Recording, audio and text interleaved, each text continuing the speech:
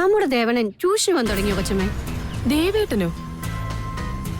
ഇല്ല, ഞാൻ അറിഞ്ഞില്ലേ. നിന്നോടാരാ ഇത് പറഞ്ഞത്? അതൊക്കെ ഞാൻ അറിഞ്ഞു, നിങ്ങൾ അറിഞ്ഞില്ലായിരിക്കും. പക്ഷേ ട്യൂഷൻ തുടങ്ങി. ഇനി അത് എവിടാന്നും കൂടി അറിയണ്ടേ? എവിടെ? അല്ലി ടീച്ചറിന്റെ വീട്ടില്. അവളാ ട്യൂഷൻ എടുക്കുന്നത്.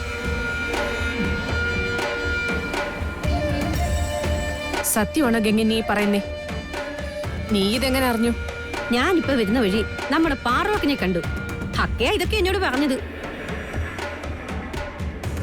അവര് വരുമ്പോ കണ്ടെന്ന്. അവളുടെ വീട്ടിന്റെ മുറ്റത്ത് കൊച്ചു പിള്ളേരുടെ ഇടയിൽ നിന്ന് ദേവണ്ണൻ എഴുതാൻ പഠിക്കുന്നു. പഠിപ്പിച്ചുകൊണ്ട് അടുത്ത അവളും. എന്തൊക്കെ പുതുമകളായി കേക്കുന്നേ. അയ്യയ്യേ, ഈ വയസ്സുകാലത്ത് ഈ ദേവൻ ഇതിന്റെയൊക്കെ വല്ല ആവശ്യം ഉണ്ടായിരുന്നോ? പഠിക്കാൻ പോകുന്നു. ആ ആയമ്മ നേരത്തെ ദേവേട്ടനെയും കൂട്ടിക്കൊണ്ട് പോകുന്നത് കണ്ടപ്പോഴേ എനിക്ക് സംശയം തോന്നിയതാ. എന്തോ കുഴപ്പത്തിനുള്ള പുറപ്പാടാണെന്ന്. പക്ഷേ ഇത്രയും ഞാൻ വിചാരിച്ചില്ല. അവരാ ഇതിന്റെ എല്ലാത്തിന്റെയും പിന്നിൽ. ആർച്ചമോളെ, ഞാൻ നേരത്തെ പറഞ്ഞിട്ടുണ്ട്, ജോലിക്കാരെ നിലയ്ക്ക് നിർത്തണോന്ന്, അല്ലെങ്കിൽ അവര് തലേ കയറുമെന്ന്. അയ്യോ, ഞാൻ ഗംഗയുടെ കാര്യമല്ല പറഞ്ഞത്, ആ ആയമ്മയുടെ കാര്യ. അല്ലെങ്കിലും ഗംഗ ഒരു ജോലിക്കാരി മാത്രം അല്ലല്ലോ.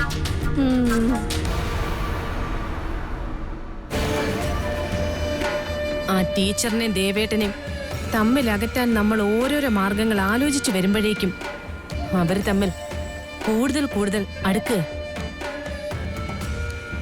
ഇതൊക്കെ അവരുടെ പ്ലാനിങ് ആയിരിക്കും കൊച്ചമ്മേ.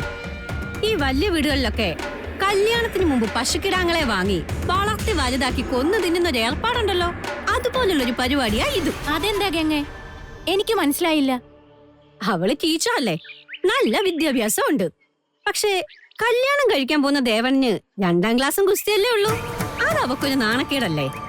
സ്വന്തം ഭാര്യയുടെ പേര് പോലും എഴുതണമെങ്കിൽ പല സഹായം വേണം. എഴുത്തും വായനയും അറിയില്ല എന്നുള്ള പേരിൽ ഇത് ഒഴിവാക്കാനും പറ്റില്ല. കാരണം കോടിക്കണക്കിന് രൂപയുടെ ആസ്തിയുള്ള ആളല്ലേ. അതിനവള് കണ്ടുപിടിച്ച സൂത്രമാ ദേവണ്ണനെ അവള് തന്നെ പഠിപ്പിച്ചെടുക്കും എന്നുള്ളത്.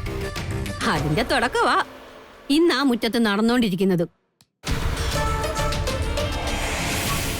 പക്ഷേ ദേവനെ ഇനി പഠിപ്പിച്ച് വല്ല BA കാരനോ MA കാരനോ ഒക്കെ ആക്കണമെങ്കിൽ വർഷം കുറെ എടുക്കില്ലേ? അതുവരെ കല്യാണം കഴിക്കാതെ നിൽക്കൂ അവള്. എന്തിനാ ഡിഗ്രി? ഇതൊക്കെ വായിലെ നാക്കിന്റെ ഒരു കസർത്തല്ലേ അമ്മായി?